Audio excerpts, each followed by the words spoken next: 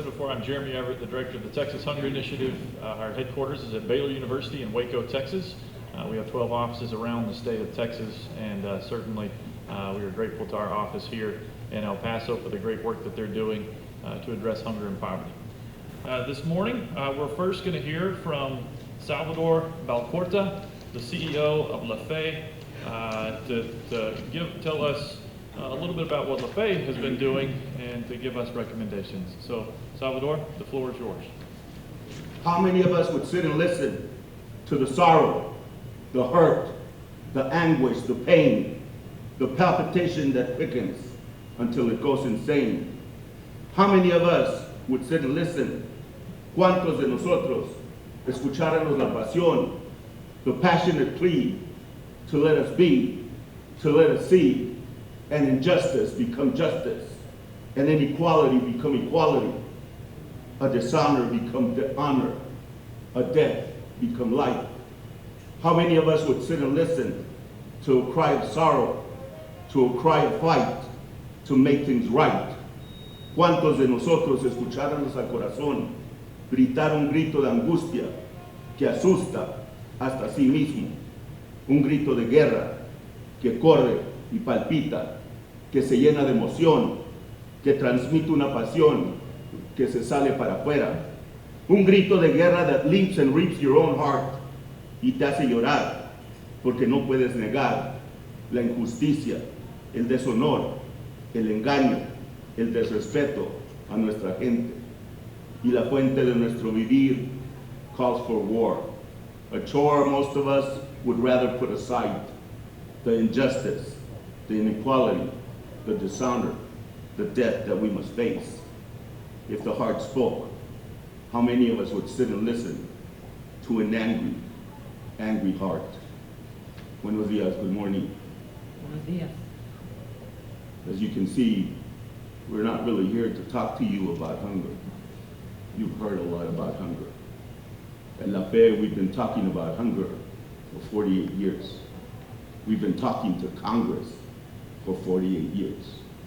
We've been talking to the different legislators, not only in Texas, but around this country, about hunger and the other things that poor communities lack. At La Fe, we talk about nuestro bienestar. We talk about our total wellness. We talk about how the categorical dysfunctional system that we live in, that we have to abide to in this country, where we talk about health and nothing else, where we talk about education and nothing else, where we talk about hunger and nothing else, as if each one were to lead a separate life, when we know that all of them are intermingled, all of them are one. You get funding for education, and God forbid you that you use it for health. You get funding for health, and God forbid you that you use it for housing. One of the first recommendations of La Fe would be that it is time for this government and this system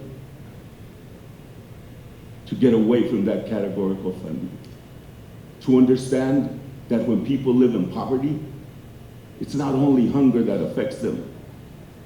And let me make it very clear that we're talking about hunger. And this isn't to be impolite or disrespectful, but why do we have to change and label things when we're talking about hunger? You go out and talk to our communities, you go out and talk to our barrios, you go out and talk to our ghettos about food insecurities, and they're gonna look at you and say, what the hell are you talking about? So why do we do that? Why? And then we get consultants that get upset when they start hearing somebody like me talk, and they show it to you with their body language.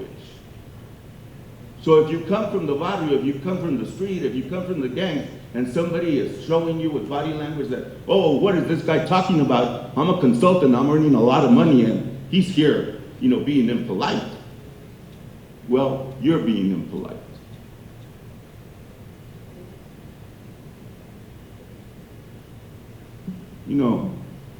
We run a charter school. I don't know if you went to see the charter school. It's just across the street. We've attempted to create a campus environment for our barrio. We have an adult clinic. We have a geriatric clinic. We have a child and adolescent wellness center. We have an adult basic education school. We teach GED. We teach English. We teach citizenship. Believe it or not, as you hear me and as you hear me talk about how our system has neglected us and how our system has failed us, we're as patriotic as the next person. We love America. Our people have shed their blood for this country. You know, when I'm in Washington, D.C., and some of the right-wingers and some of the conservative Republicans, and yet sometimes some of the conservative Democrats come to me and they say, wow, that's kind of hard, that's kind of harsh. You know, freedom is not free. Hell, who better knows freedom is not free than the Chicano community, or the Hispano community, Latino community, Mexico-Americano community, that you want to call it. If you research, you'll find Latino names from the War of Independence on.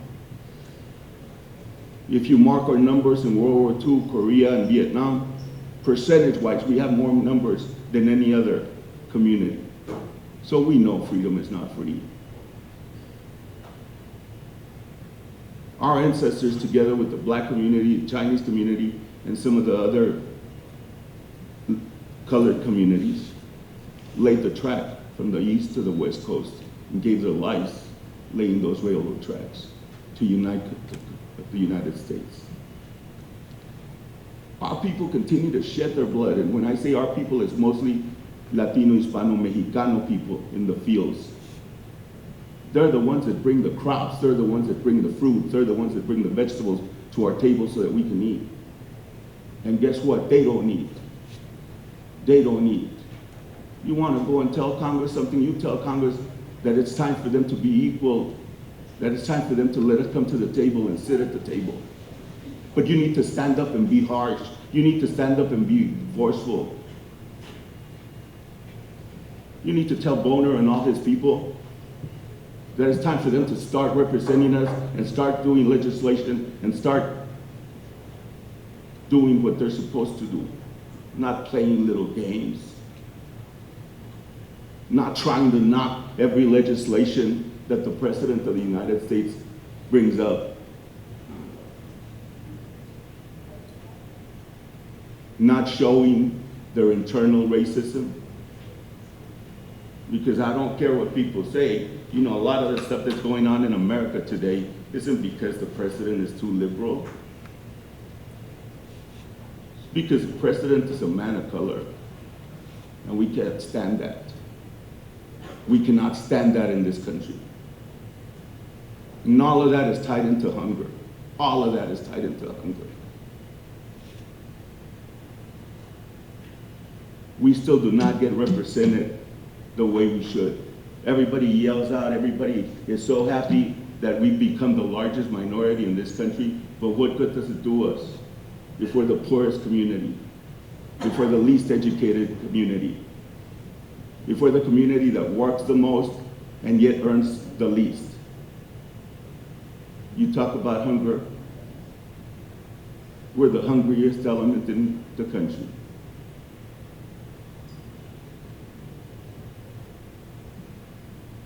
We're not represented. Just look across your table. Look at each other. I don't want to disrespect anybody. Which one of you is Hispanic? Which one? Why is there not even one Hispanic or one black in your commission? It would be nice. It would be even better to get somebody that's gone through the hunger, right? Not just read about it. And again, you know, I don't want to disrespect any of you because maybe some of you have grown up poor. But let me tell you what I tell my staff. And what I tell my staff is, You know, we might have been hungry, but just like a boxer, you just remember the hunger. You just remember the pain. It's real different than to be feeling it at the moment.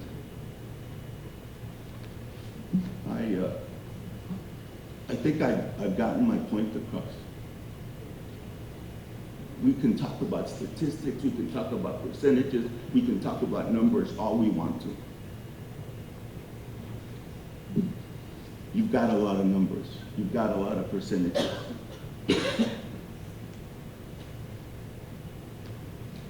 What we need is for somebody to stand up in Congress and say, this is what the people are saying. Se muere otro niño, se muere olvidado, por falta de dinero, la vida se le ha robado. A child dies forgotten, without money, without food. Endurance didn't cut it. Another child dies. He didn't stand a chance. And in this day and age, it really makes no sense. Another child dies. He dies forgotten. Ahí va otro niño, ya lo van a enterrar, y la pobre de su madre no puede ni llorar. Another child dies, and I can hear the cries, the pains, the screams of hurt, los gritos de dolor, los llantos de familia, al perder un dulce amor. Another child dies, and I can hear the cries, a community reacting and questioning the lies. A child that was refused, the simplest of the simple, and one can't even cry as we bid a sad goodbye. Another child dies, and I can hear the cries, a community reacting and questioning the lies. Se muere otro niño, y la comunidad responde, ya no se esconde, pide respeto, una simple dignidad, pide sus derechos a la famosa igualdad. A child dies, having been refused, abused by a system's neglect for life. A child dies, forgotten, without money, without food. Endurance didn't cut it. Another child dies. He didn't stand a chance. And in this day and age, it really makes no sense. If I speak to you harshly today, if I speak to you in a rough way, it's because almost 40 years, 45 years ago, my granddad, who was my father figure, the best way I can describe him is an Archie Bunker Mexican American. America, love it or leave it. So when his grandson became a leftist militant radical, you can just imagine how it was. But you know, my granddad said, I can understand what you guys are upset about. I can understand what you guys are yelling about. I can understand why you guys are protesting. But son, you're 16 years old. You need to learn to have patience.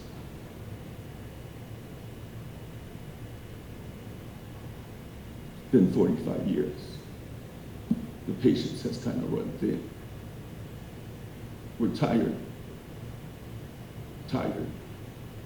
like most of the communities of color in this country. We ask you if you do anything, whether you're red or you're blue. You need to stand up and tell Congress, enough is enough. Muchas gracias.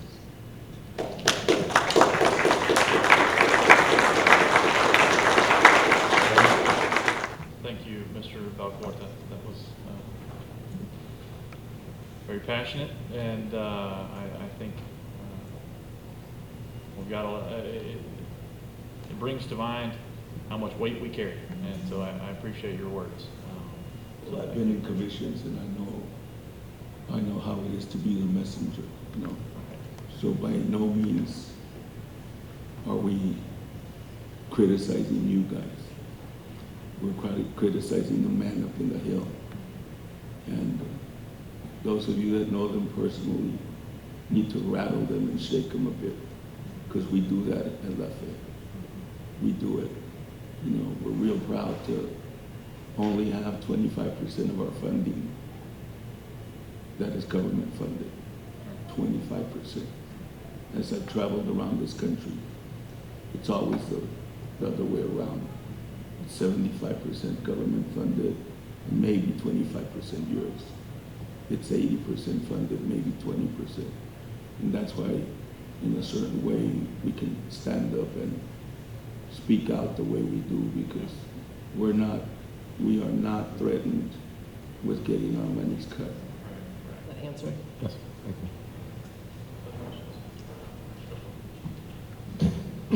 Thank you very much. And Mr. Balcorta, I take no umbrage at your passion and your harshness. I think even if we might disagree, I think we're all impatient with government's inefficiency. I'm very impressed with the wellness approach you take here at the clinic and wedding the issues of nutrition to health. Obviously, there's a lot of spillover effects when children have bad eating habits and other things that can become obese and perhaps diabetic. And I'd like to just hear a little more about how you're trying to start at a very early age to try to address those issues. In a very aggressive way, Mr. Sykes, Mr. Doctor. You know, I think like anybody that has worked communities, it's not only the issue of hunger that we're having to fight, but at times the issue of indifference with some of our communities. You know, the issue of, you know, we stand up and call for Congress to pay attention to what's going on, but sometimes in cities, in communities, you've got neighbors not paying attention to what's going on with their neighbors and not wanting to get involved. You know, wellness has been an issue that Lafayette has been involved with, believe it or not, almost since our founding years. You know, our parents, mostly our moms, you know, when they wanted to take us out of the gangs, when they wanted to take us out of the violence, out of the death, out of prison, you know, they were wanting for us to get involved in sports, wanting for us to get involved in exercise. Boxing was like a really big thing, and that's wellness. You know, that's preventing you from getting involved in ugly, you know, ways of life. For us at the school, for example, it's been real hard at times with the children that are obese, at times with the children that are not eating properly. All you need to do sometimes is, I'm going to get in trouble with this one, pero look at their parents, and their parents are following the same route. And so therefore, when we start to want to exercise the child or want to pay attention to what he's eating during breakfast and during lunch, guess who the first ones that come in and start, you know, getting upset at us are? It's their parents. You know, so we've decided that we need to start our education programs throughout the community, and with or without people needing it, and getting the people that are following a good diet, a good wellness track, a good exercise program, getting them to almost be promoters with their neighbors, getting them to be the initiators with their neighbors, instead of us as professionals trying to push it on them, getting their peers to push it. And we've seen that wellness among peers is almost like a wave, let's call it a wave, that starts to be pushed among each other. And then it gets, with some of our middle-aged women, it gets to be almost like a challenge and like a competition. So there's gonna be afternoons where this auditorium is full of not only people from the neighborhood, but professionals that come in, like from the courthouse, or even our staff members. And that, you know, that pushes a lot of influence when our poor moms see that some other folks are coming in to not only exercise, but to help them out. That helps us a lot with our wellness programs. Thank you so very much for your honesty and straightforward delivery of the things about which you dream That's not for what my your staff children. had written for me, okay?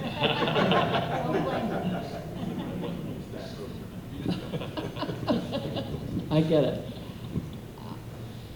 Tell us a little bit about the alliance between healthcare providers and federally qualified healthcare centers and the work of anti-hunger and the government as an alliance. How do you see that? What is your vision for that kind of an alliance in this community and across? You have set such a high bar here.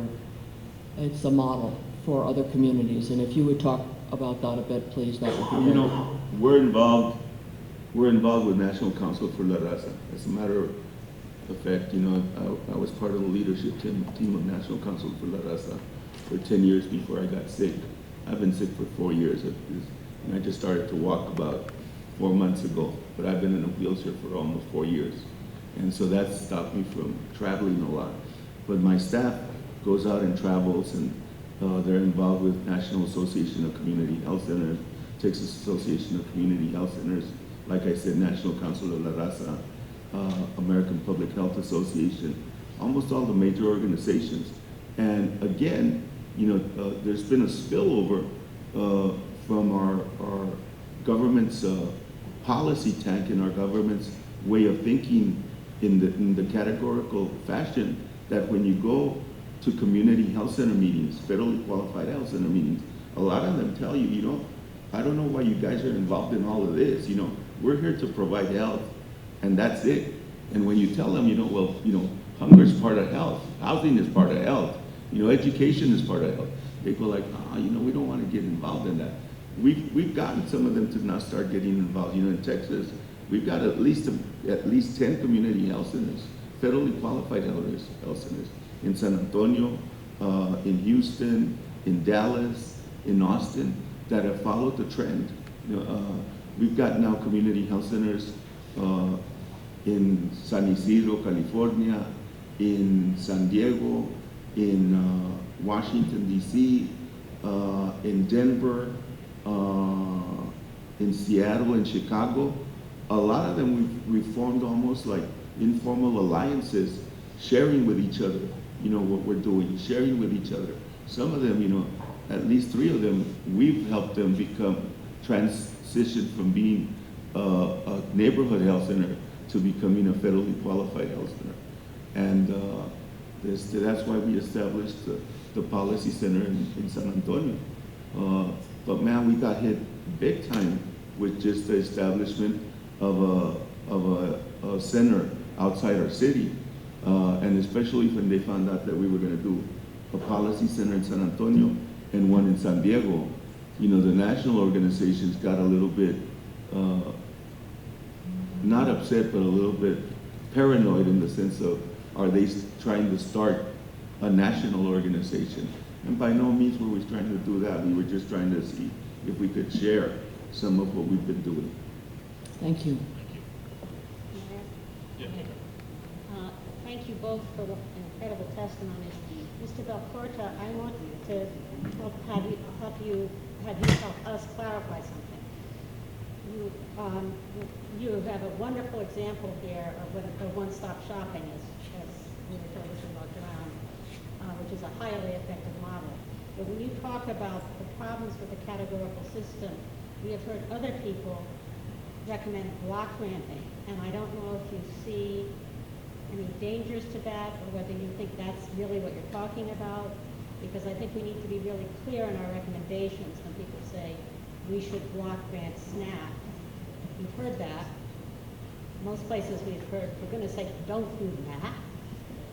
And I really think it's very important to get clarity from you. I think, like I said with hunger and food insecurities, you know, we're just playing games with names. You know, block granting is just the same as categorical granting if you stop and think about it. You know, and I think it's not to criticize the individuals that are asking for block granting. I think individuals that are asking for block granting have now been so ingrained that that's the only way that they're going to get money, that, you know, they're real good at what they do, and so they want to be sure that some of the money goes to them. You've got to also understand that as much as I criticize categorical funding and block granting, it's going to also create more of an oversight when you just allow monies to be, you know, sent in and for people to use the monies as they need it, because a lot of times you're gonna have organizations that are not capable of doing that.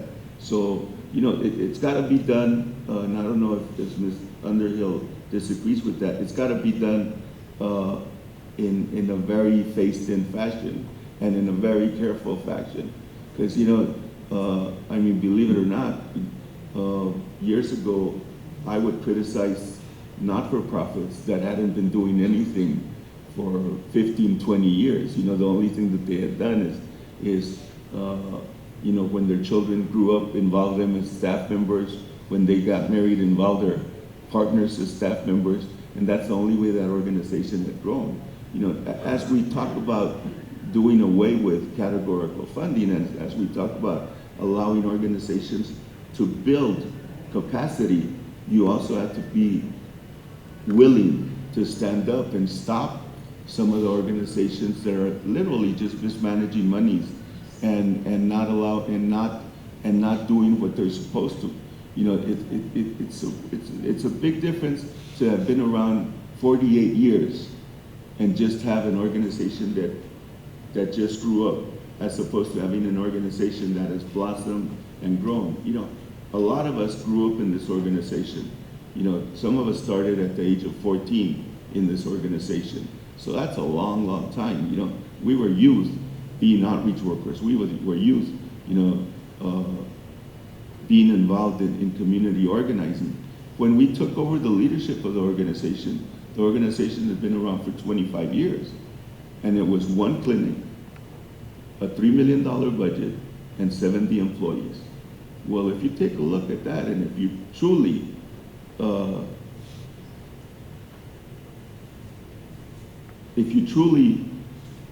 oversee it and audit it, $3 million for 70 employees and for one clinic is a pretty good chunk of change. Yet they were asking for employees to work 4 weeks out of the year, one day, 4 weeks out of the year for free, because they weren't making it. So I don't know how that can be. You know, we took that organization in that manner, and today we've got a $26 million organization with 22 sites and 450 employees. I mean, it's a big difference from the first 25 years to the second almost 25. So you've got, I think to answer your question, no, I don't think that, I think that I wouldn't agree with giving out block grant monies. Right? That I wouldn't agree with You giving. wouldn't agree with block grant. I don't know if there's We have time for one more One question. more question. Thank you very much for your testimony, Mr. Balcorta, and also Dr. Underhill. Thank you. Mr. Balcorta, I think the beautiful work that you're doing across the state and really across the Southwest is a testament for why do we need to fix the systems when we have people like you and leaders like you who are investing community dollars and doing community-oriented approaches. Why should we fix the systems? And then I'd like you to unpack for me what you really meant when you said the system has neglected us, the system has failed us. What does that mean? Well, you know, if first of all, it's not Balcorta, it's the team that Balcorta has put together, and it's the hits that team gets as we're talking around the country, and sometimes, ironically, where we don't even want to show people, you know, what we've done, because people leave with that idea that, you know, well, he's saying that they've been neglected, he's saying that they've been abused, he's saying that they haven't been paid attention to, and look at these beautiful buildings. Well, you know, these beautiful buildings are really a testament to private and government coming together with the community to build something. This building itself, you know, because we had the idea of building a child and adolescent wellness center that included 3 components: the wellness, the cultural, and the technology center, and all of them were supposed to work together and almost create an interdisciplinary type of approach. And the whole dream hasn't come true yet, you know, because kids are supposed to be able to come in to the computer center, swipe a card, and start talking to the computer and get connected, whether they're poets, writers, dancers, artists, and for that computer to talk to them about what they're doing and how it's connected to health. That hasn't happened yet. But you know, what I was gonna say is that, you know, I'm not religious, but I'm very spiritual, and I believe in a Father God, Tata Dios. And whether that sounds right or not, you know, when we built this building was empty. And I was going all around the country trying to get money for the arts that's connected to health and connected to wellness. And guess what? You know, everybody would look at me like, you know, what's wrong with you? You know, you can't do that. And we got an award from IBM for 2 computers. And when the gentleman called me and said, we're giving you an award for 2 computers, but we need for you to be in the press conference so that we can show you off and so that we can say that IBM gave Lafayette 2 computers. I said, that's fine. And he said, by the way, I need to go in and check out where you're gonna put your computers. And when he came in here, and this was a shell, and he said, like, where do they go? Like, in this room. He goes, they're supposed to be, this is supposed to be a computer center. And he said, oh man, let me call my supervisor. He called the supervisor in front of me and he said, I think we need to give these guys a little bit more than 2 computers. And his supervisor said, he asked him to put the phone on me. He said, can you meet me in 30 minutes? Yes, come on. He came in, long story short, that supervisor ended up calling his supervisor. And then all of a sudden I get a call from the vice president of IBM for the state of Texas, Mr. Wormsley. And he says, you know, we're gonna give you 38 computers, but I need for you to be at the press conference. I would have been there for 1 computer, you know. He came in after the ceremony. He said, now take me to where you're gonna put the 38 computers. We came in there, again, there was a shelf. He looked at it, and he said, how many computers do you need? And I went, 75. And IBM gave us 75 computers. Cisco came the next month. And all of a sudden, Cisco looks at everything and they say, these are without grant, without us writing grants, okay? Cisco said, we're gonna give you enough equipment to create a Cisco Academy. Now, as Ms. Underhill is saying, you know, we always go big. We always ask for big money. So when the empowerment zone was in El Paso, and my staff was writing the grants and hearing me out on what I wanted, and I told them what I wanted, and one of my chiefs came to me and said, Salvador, all the centers are asking for a median of $60,000. And I went, write the grant like I told you. Ask for what I told you.